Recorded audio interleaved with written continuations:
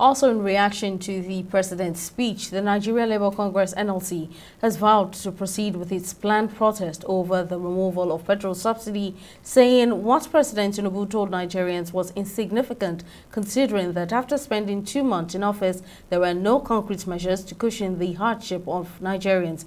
The unions, comprising the Nigeria Labour Congress and the Trade Union Congress (TUC), spoke after a meeting with government representatives at the presidential villa. Our correspondent, Mary Kano, again tells us more in this next report.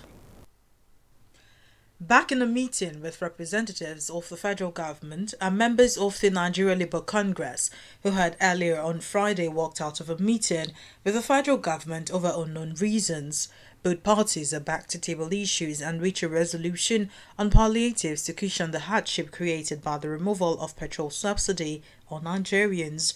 This meeting between the organised labour and the Presidential Steering Committee on Palliatives took place as President Bola Tinubu addressed Nigerians. I understand the hardship you face. I wish there were other ways, but there is not. If there were, I would have taken that route, as I came here to help, not to hurt the people and the nation that I love so dearly. What I can offer in the immediate is to reduce the burden of current economic situation, which has imposed on all of us, most especially on businesses, the working class, and most vulnerable among us. Unsatisfied with the president's speech, the president of the NLC, Joe Ajero, attacked the broadcast insincere. Our peaceful rally will go on as scheduled. Even if we didn't have this problem and we decide to hold a rally, we still hold our rallies. So this rally has been fixed for a second, and we'll go ahead. Ajero, who dismissed fears that the peaceful protest could be hijacked by hoodlums, said it was the responsibility of security agencies to provide security to protect the workers.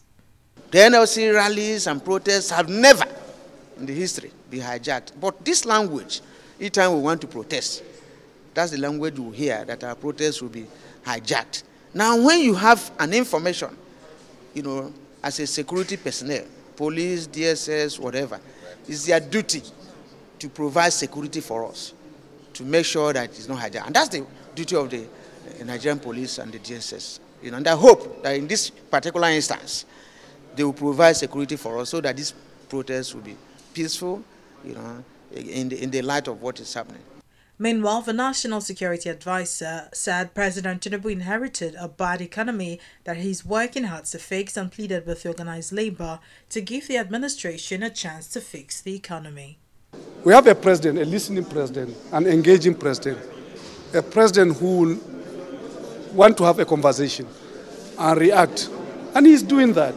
He's really, genuinely, honestly doing it. So what we are talking and what the appeal that we are making out to, just not the leaders, all Nigerians, please understand what is going on. Please give us that support that is needed and required. We are working. We are trying to change things.